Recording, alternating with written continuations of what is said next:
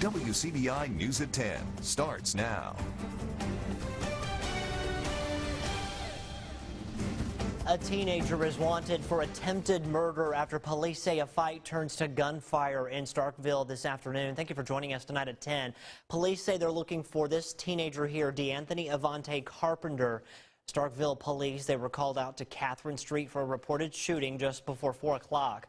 Officers allege the shooting happened after a fight broke out between the victim and the suspect. The victim was taken to OCH Regional Medical Center and then flown out of the area for treatment. He's reportedly in stable but serious condition. That shooting is still under investigation. Two Columbus men hoped to be on their way to a $100,000 lottery payoff. One small problem, the ticket that they tried to cash was fake. 47-year-old Otis Latham and 48-year-old Russell Sparks showed up at the state lottery office this morning to cash a ticket worth $100K. A lottery official questioned the look of the ticket, and it turns out the pair glued winning numbers to match those needed to win the 6 figures. Both have been charged with conspiracy to commit felony and uttering counterfeit instrument over $1,000. Latham was also charged with false ID information. The men are being held at the Rankin County Jail with no bond and are scheduled to appear in court on Tuesday. New at 10, tomorrow marks the start of the new legislative session and a new administration in the state of Mississippi. As lawmakers gavel in, several topics are expected to be discussed this year, including Medicaid expansion and the recent violence at the state's prisons. Our Quentin Smith speaks with some area lawmakers about the upcoming session. He joins us live in the studio with more. Hey, Quentin. Yeah, Scott, with a new session comes new legislation that lawmakers are hoping to pass. And then there's also current legislation that lawmakers are hoping to revisit and possibly restructure. Either way, when state leaders gather in Jackson tomorrow, they tell me moving Mississippi forward is their #1 goal. As State Representative Rob Robertson prepares to enter his 10th session at the state capitol, he says there are 3 core issues he wants to address: improving the state's infrastructure and healthcare systems, along with increasing teacher pay. We need to make certain our teachers are paid a salary that we don't lose them right after we get them trained to be able to do something.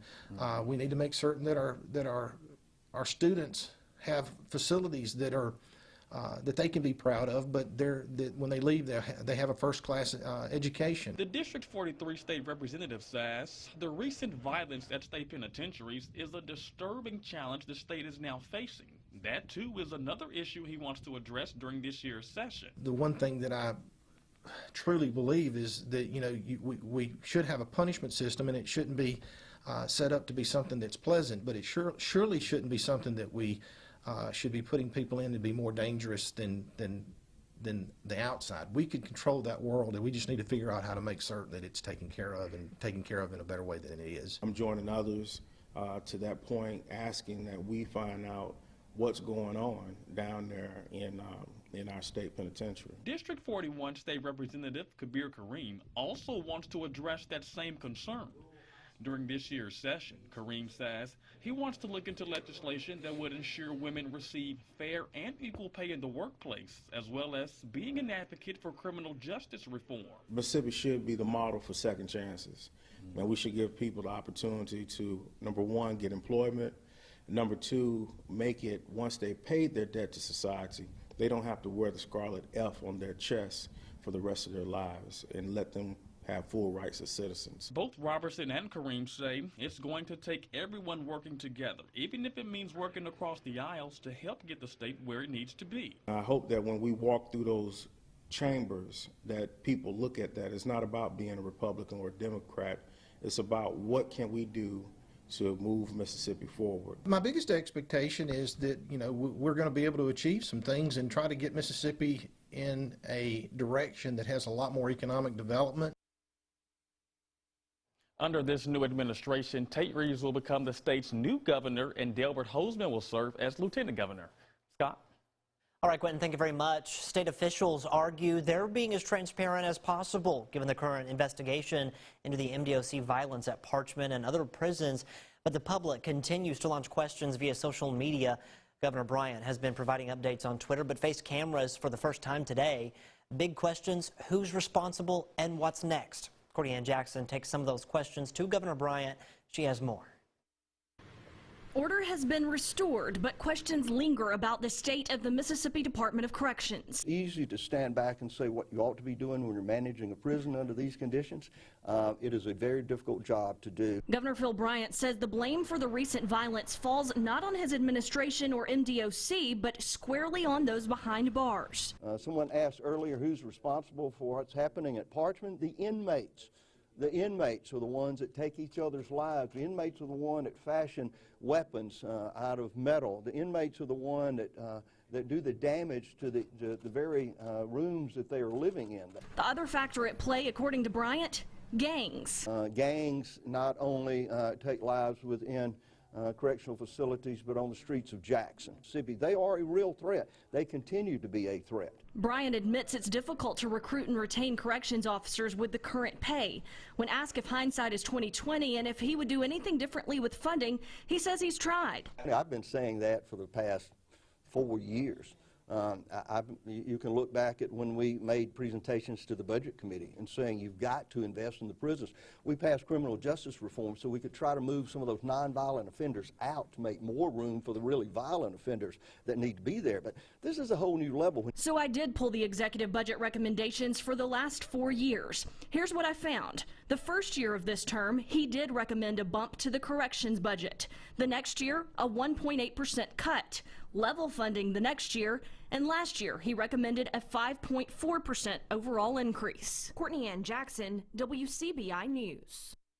The legislative session begins tomorrow, and we'll begin to get a clearer picture of whether more funding will be devoted to corrections. The legislative budget recommendation for this year would include a drop in funding. There are a few isolated showers pushing through the area right now, very isolated in nature. Just a few little blips coming into the Golden Triangle now. Right now, a few showers up Highway 25 from Starkville down towards Kosciuszko, and then up to the north here, Aberdeen, Amory, a few sprinkles in the neighborhood. Overall tonight, things are looking pretty quiet. Showers will be done by midnight, and we'll see a mostly clear sky by morning. Winds will pick up behind this weak cold front coming on in out of the north and west between 5 and 10 miles an hour. Heading into tomorrow, we look a bit cooler into the middle 50s with more sunshine than not. There is the chance, though, for more heavy rain as well as strong storms over the next 7 to 10 days. We'll talk more about that and have a full look at your 7-day forecast coming up in just a bit. Well, cleanup is happening around Lowndes County today after some homeowners saw a wave of floodwaters come into their homes. Folks living along Mason Street and Curtis Drive in East Columbus, they were forced to evacuate after the McBee Creek started overflowing. Our Stephanie Poole has more on the mess that's left behind. It's kind of overwhelming and you can't really process it. Everywhere Eva Hollis looks in her house, she sees mold. The toxic walls and floors were created after wave of rain fell outside her neighborhood. So if it starts to come across the road, we already know that we're going to get some water in this area. Hollis's home sits just beyond the McBee Creek, which is known to flood during heavy rain. But it was trickling into the ditch. So I was like, hey, ditches are moving, you know, water, it wasn't high up in the ditch at all, so I didn't suspect anything. But soon enough, she was met with water at her doorstep. Then came home, sat on my bed, played with my 2-year-old with some alphabet cards, literally 10 minutes, and water was coming in my house. That's when she and her family used whatever they could to stop the rising water. We're trying to put towels and things at the doors, thinking, okay, if it comes in, it won't be bad, but it flooded in, and it came all the way around the house. Start putting stuff up on beds and as high as you can get it, and it's still coming. The rising waters caught Hollis and others off guard. Lowndes County EMA Director Cindy Lawrence says the once overflowing ditches have to be cleaned out. Usually Public Works and Road Department go around. They know the areas that flood. They usually go into those areas, riding around to make sure. As a matter of fact, I talked to all of them on last week, and they were going around to each area, making sure that the covers were clean, that there were no debris in the ditches that would cause damages, you know, backwater from the floods. In the meantime, the Hollis family has to find a temporary place to live while the dangerous mold is removed. We have a great church family who came out and immediately started to help. That was our Stephanie Poole reporting. Several rescues also had to happen this weekend. Now, if you live in a flood-prone area, EMA Director Cindy Lawrence says that it's always best to make sure you have a plan just in case that water starts to rise. All right, we're going to send things over to meteorologist Jacob Dickey. And Jacob, sadly, the the water or the rain, it's not over just yet. No, we have quite a bit more coming here over the next 7 to 10 days. A very active pattern in store. Here's how things pan out here on the next 7 days, according to one of our forecast models. At least 3 inches of rain. Some spots could see a little bit more. We'll talk more about the timing of this and what we expect, as well as talk about the chance for strong storms coming up right here after the break. You're watching WCBI News at 10 with Scott Martin. Well, we continue to think that there will be the chance for some more rain in the future. A little bit actually coming through tonight, though most of us are staying dry and not seeing a whole lot of rain. Temperatures out there are in the 50s at this hour. We're at 59 in Columbus, 58 in West Point, 56 in Houston. As we look at our wind speeds, they're generally out of the south, still between 5 and 15 miles an hour. But you see a shift in it as we look into areas from Eupora, Houston, up towards Tupelo, out of the west and the north. That is our cold front coming on through here, and it has a few isolated showers out there. Don't be surprised if there's a few sprinkles in your area from Columbus and in West Alabama over the next few hours. But by midnight, the showers are out of here. Futurecast says we may keep some clouds after midnight, but notice the trend by morning. We're looking mostly clear with those north and west winds continuing overnight tonight between 5 and 15 miles an hour. Here's where we drop off to tonight, down to 40 in Columbus, 41 in West Point and in Starkville, 39 in Eupora and in Bruce. We'll get to 40 in New Albany. As we head into our Tuesday, lots of sunshine coming for us. Temperatures a bit cooler, though. I think we'll only see highs in the middle 50s out there, with north and west winds continuing between 10 as high as 20 miles an hour at time. 56 the high in Caledonia and in Oktok, 55 in Phoebe. Okolona also at 55. We'll get to 54 in Vardaman. Here's our quick little system sliding on by here. It heads on out, and by morning we won't even know it happened. Lots of sunshine Tuesday and on Wednesday, but then clouds will increase as we get into Thursday. By Thursday night, we could see some showers move in, especially as we get into the day on Friday and on Saturday. But until then, Buster thinks it'll be a nice forecast here moving forth. Some sunshine on Tuesday and on Wednesday. Highs very seasonal in the 50s. As we look ahead here comes our next system of concern here. This is into Friday, especially on Saturday, where we'll get the chance for some strong storms in our region here. I think that there could be a few as early as Friday night, but really I'm focusing on Saturday. The best chance Friday really looks off to our west here. You see a level 3 risk already in parts of Arkansas, Louisiana, and Texas. That level 2 risk coming into the Delta. Saturday is where I think we'll have our best chance for some strong to severe storms, a level 2 threat for our entire viewing area. We recognize that the pattern coming supports the chance for severe weather, but we really can't say a whole lot more than that at this point. The timing's still a little bit uncertain, as well as how the atmosphere responds. Now, what I do think will happen is not only with this Friday-Saturday storm system, but also one that follows in as early as Monday into next Tuesday, a lot of rain coming here. This is not the pattern that we need to see moving forth here. Yes, we get some dry weather over the next 3 days, and that will help. We need all the help we can to dry things out. Could get 1 to 3 inches Friday into Saturday, and we may add another 1 to 3 as we head into Monday into parts of next week. We'll be sure and keep you updated right here with the First Alert. You're watching WCBI News at 10 with Scott Martin.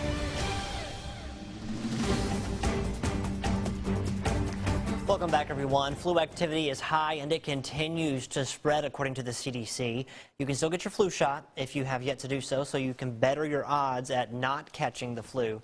We learn more tonight in our Health Talk with Baptist.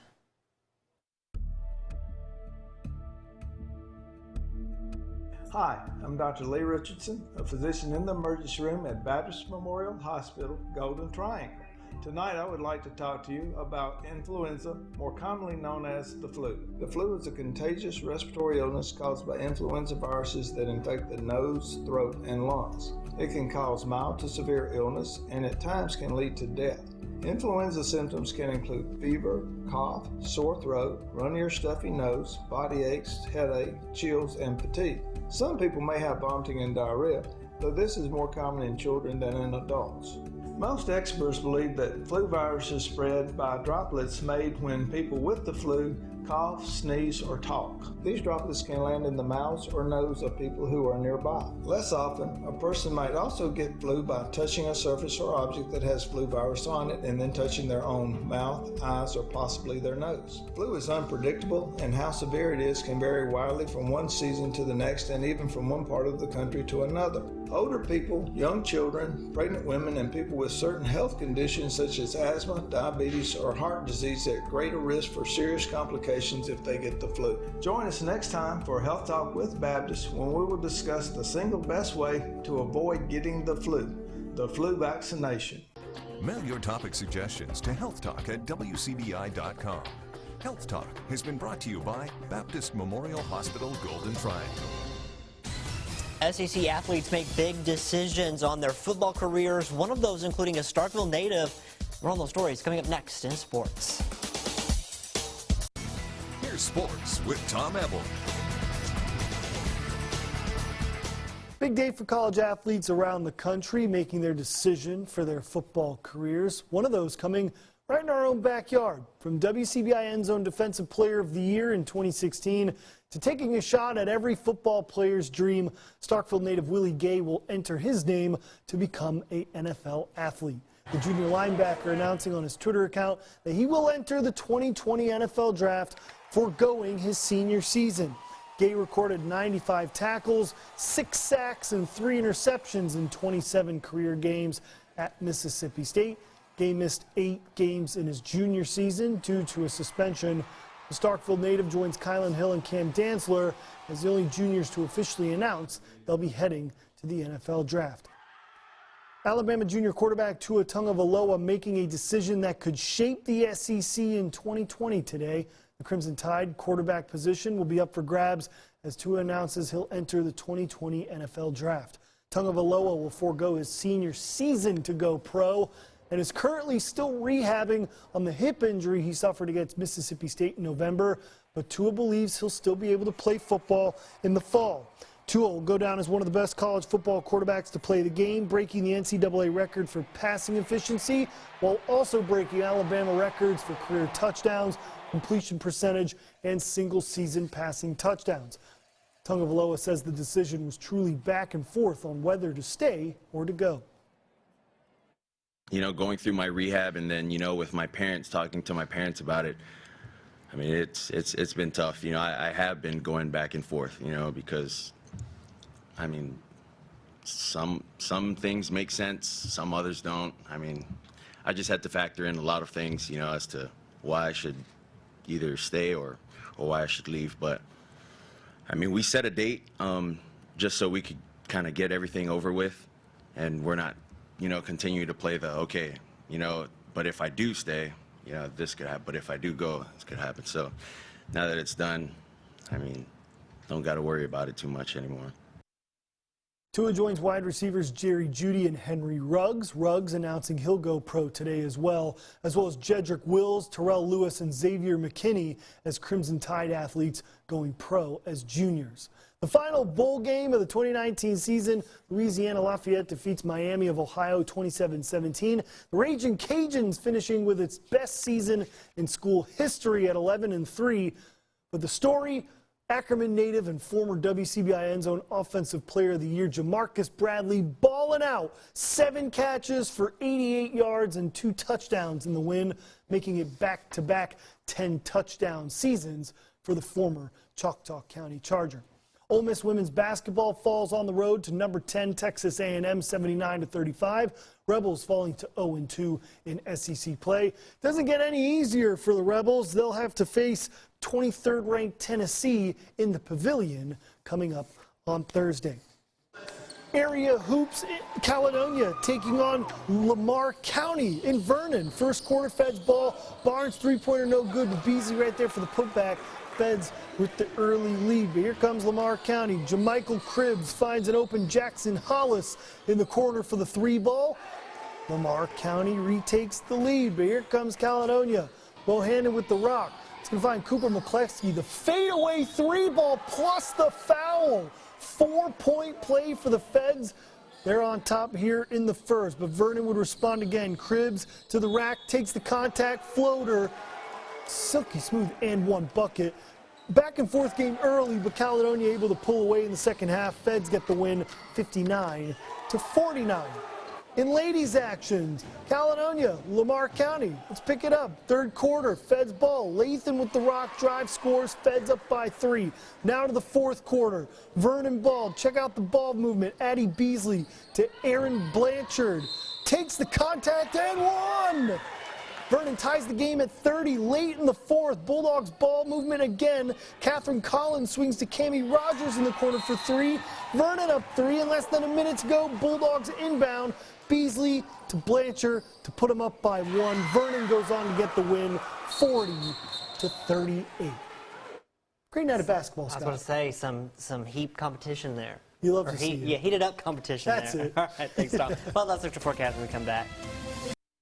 Few isolated showers pushing through tonight, but we're calm for the next 3 days. Friday, Saturday, we've got our eyes on things. Of course, download the WCBI mobile app. We'll keep you updated. All right, it always rains on the weekend. Right? Always, except this weekend. I guess it didn't, but or did There's it? I can't one remember. exception. Have a good night, everyone. We'll see you tomorrow.